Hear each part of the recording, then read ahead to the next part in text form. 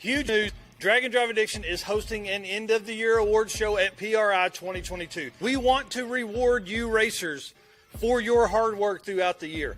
The fastest 100 list, 9 through 14 second top 25, the regional list, the 8th mile list. This is our way to say thank you so much for what you do. Thank you for laying it out, putting it on the line to make these lists. You know what you got to do? You got to turn to 11. You got to turn it up. Go follow Drag and Drive everywhere, Facebook, Instagram, YouTube, or find us on the website, draganddrive.com, for the full lists of lists. Good morning, guys. Listen, I slept for about 9 hours last night, and it was amazing. Absolutely amazing. We tons of stuff to do here at the house today, so I'm out here early in the morning. And get me a drink of water real quick. You probably haven't read the notes in this, but the fastest 100 list is updated. Good morning. The fastest 100 list is updated with 19 Midwest drag racers completing the event on the fastest 100. So congratulations to all of those folks. There's a ton of folks that are new to the list as well. I'm going to go through those names. And our guy, Cleetus, went from number 11 to number 6. So if you were following yesterday, I actually was driving on the way home and just had to stop because I was working on it while I was driving. And y'all, I'm excited about what the 11 second, the 12 second stuff that's going to change. We'll probably have a few on each of those lists from Midwest Drags. Not very many because all those guys were fast. It was a great event. I hope you get to see some of the live streams that I did. And then I also hope you were watching the Summit Racing House of Hustle. Perfect. Awesome. Congratulations.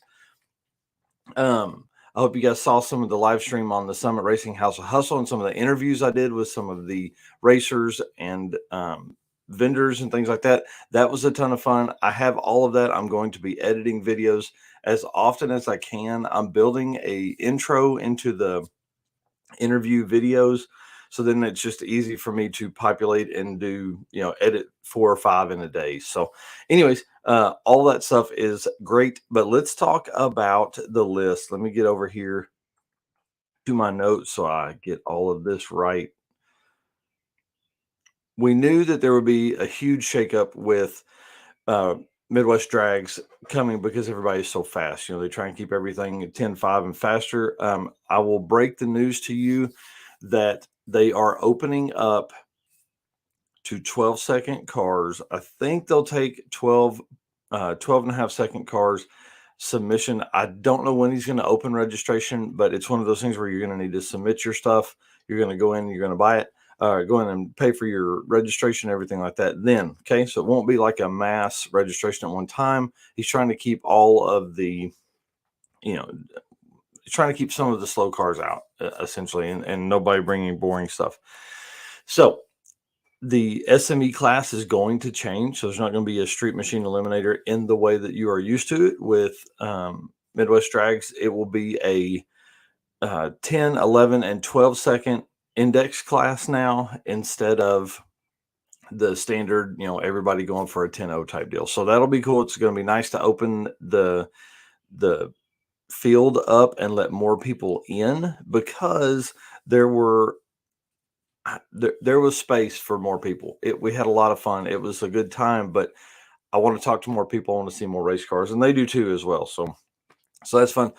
6 racers were faster than their 6 week finishes at Midwest Drags. So what's funny is I gave the example of Ken Riddle yesterday. He went faster. He went, so 6 week, his average was a 9.639.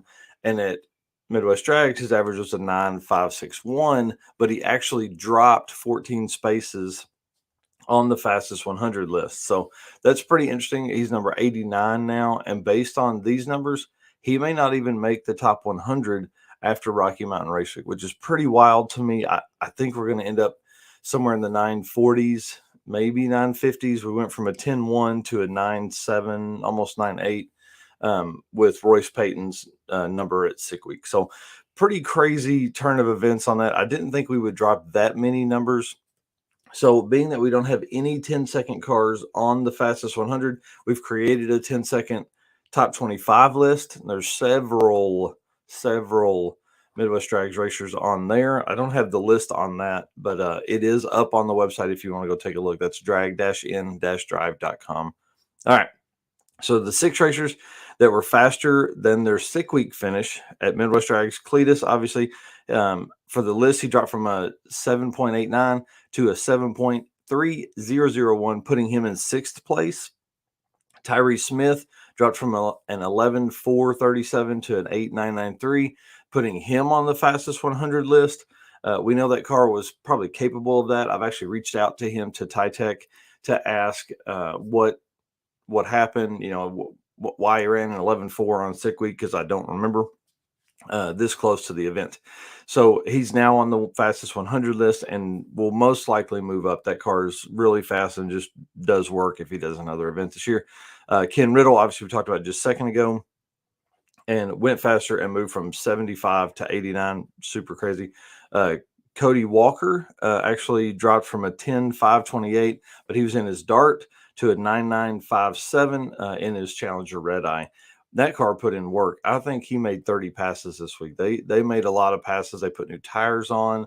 They kept working on the suspension, put new springs in, all this kind of stuff, trying to get the car to work. And it did. It did. I mean, 9.99 in that car. It's pretty impressive. Rovic from the Yukon, who's probably still driving back at 6,500 kilometers to get there. So he is in his old 442 that did the biggest burnout at Walt's Hot Rods. It was insanity. So he dropped from a 10.946 to a 10.8839. That really doesn't put him on any list, but I did want to say congratulations to him because he was a super nice guy. Interviewed him day 2 at US 41. What a neat dude and a cool story. I mean, went to 6 week, went back home, come back to Midwest Drag. So it'll be interesting to see if he makes any more this year, because I can't imagine the cost of fuel to drive across the country, because he is in the Yukon, Canada, kind of over by Alaska. So what we need to do, we need a Pacific Northwest drag and drive event. I just don't know when we would do that. Scott Abbott dropped from a 12.163 to an 11.7716. So that's pretty cool. I don't think that puts him on any list either, but that's exciting that that he dropped that much time. I mean, that's almost 4/10. And then 19 racers have completed 2 major drag and drive events this year. Hey, Paulie, what's up, dude? Y'all, this guy right here, always smiling, always had a good time. It was a lot of fun to hang out with him all week. So I appreciate that, man. The 19 racers that have completed 2 drag and drive events this year. Now, there were several that were there that were also at 6 week, but they didn't complete the week. I'll be coming out with the DNF list as well soon. Just obviously, we at this point, we care about all the people that made it. So, a lot of newcomers to the list, and actually fastest 100 list as well. So I'm going to run through those real quick. We got newcomers to the list are Ryan Hargett and his 11 Mustang. Y'all, that car works. He literally off the trailer, first pass went 765, ended with an average for the week of 757 with the 74. Brad Arnold from 10 Soldier Race Cars in an 87 Buick T-Type. He is number 14 on the fastest 100 list with a 7.73. Brian Acton in a 70 Nova, number 20 on the list with an 8.516. Terry Miller, 82 Firebird, number 40 on the list with an 8.673. Jeff Martin in a Ford Mustang.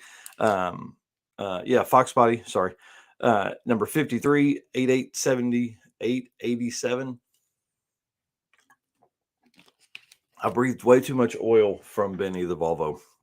Tim McCallum, 2014 Mustang, interviewed him in the pit lane there one day as well. Number 57 with an 8.904. Jerry Sweet, happy birthday to Brittany for the other day, and a 76 Nova with an 8.93 average. He actually moved onto the list, onto the fastest 100 list from his 6 week finish. And then Tyree Smith, of course, we talked about a while ago. He's number 61 now. Brent Sinclair is new to the list, number 66 with a 9.067 average. That car was awesome to watch. I wish he could have got some suspension tuning sorted earlier in the week, and he would have been easily in the mid 8s. That car just goes down the track. Gary Bell in the 69 Chevelle, the blue one, number 70 on the list with a 9.161 average. Pat Reed in the 86 LTD. It actually says on the website 1968 LTD. I think I fat fingered that, inputting it for Aaron, the web developer. He's number 71 on the list, 9182. So I'll get that fixed, Pat. Brandon Cirillo, 1986 Mustang, number 73 on the list. He's a 92041. Matt Walter Racecraft, 90 Camaro, number 80, with a 94321 average. That was a fun car, and he had his hand in a lot of the third gens that were there. I think there were 5 white third gen Camaros, and then several other Firebirds and things like that. There was a white Firebird. We really had intended to get pictures of all of those together at one time, and just absolutely ran out of time. It was crazy how fast the week went, even though the drives weren't that long. I think, one drive was 300 miles, and that took all day long. And it rained like crazy one day. I'm telling you, crazy. Chris Roscoe, number 80, in an 85 Camaro, number 84 on the list, with a 94853. And then Mark Fisher, congratulations to you, sir. They put a distributor in that big block 32 Ford pickup.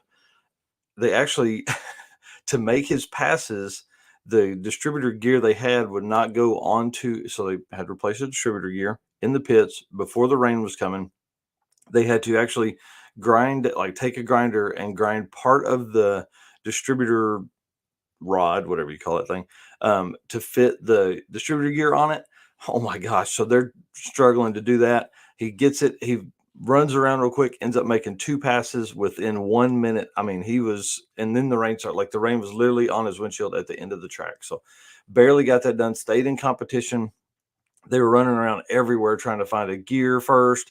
Then they were trying to find a way to make it work. And then they were trying to find a grinder. And then they were trying to find, so he had a cousin or I think a cousin come down from Michigan to bring him a full distributor, so they wouldn't have to worry about tearing the gear up on the cam, because he needed a bronze gear and all we had was a steel gear. I mean, it was like this whole big thing.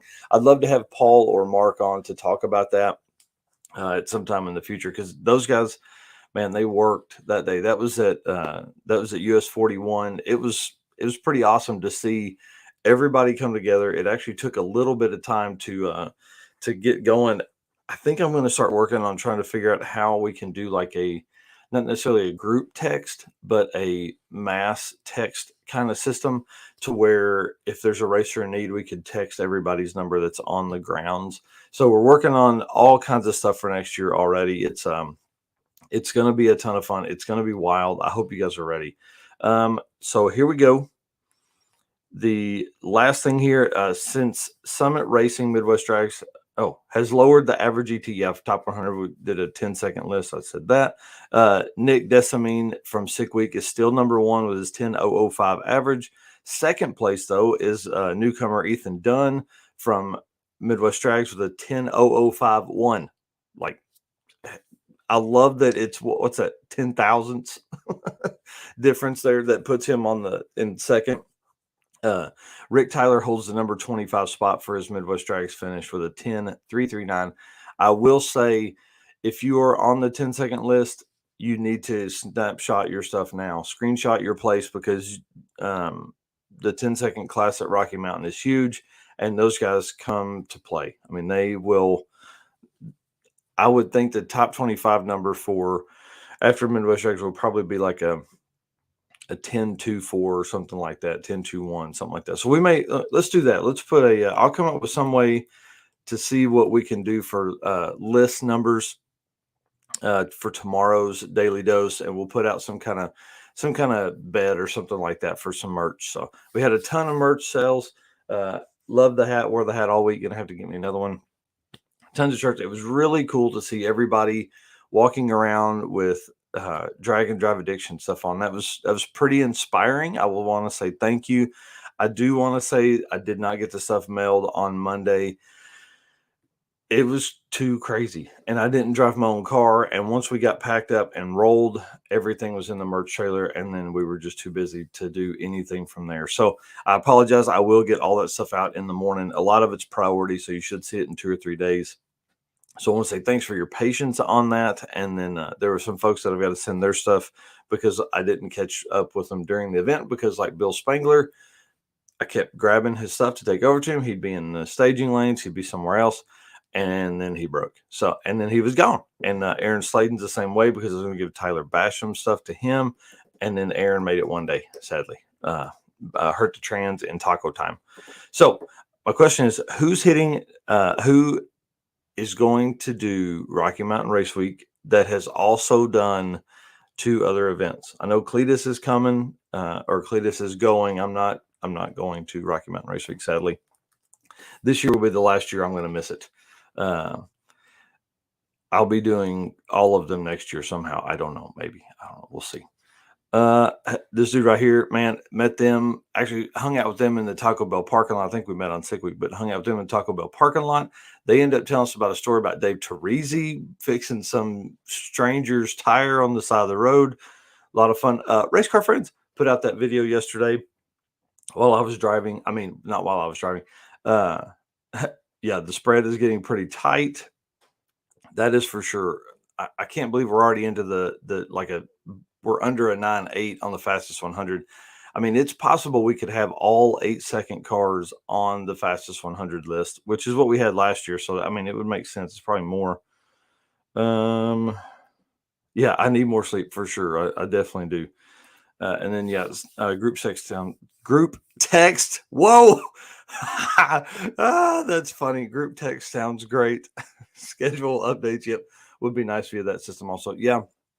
That was the other struggle. So a lot of times, we'll post on the event page, or we'll post in the group or something like that. And, if you're wrenching and struggling with it, it's hard to do that. So, all right, guys, I'm going in. I appreciate you hanging out with me this morning. We're back to live every day from here through the end of Rocky Mountain Race Week. So I'm going to get a fan set up in here so it's not as sweaty. So thank you very much, guys. I really do appreciate the support. It was so much fun walking around, seeing people that recognized me from this little bit of stuff I do right here. And I'm going to tell you, the people I've been talking to, we're fixing to grow a lot.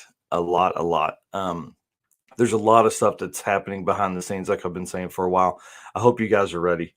Oh, hey, here we go. Drag and Drive app.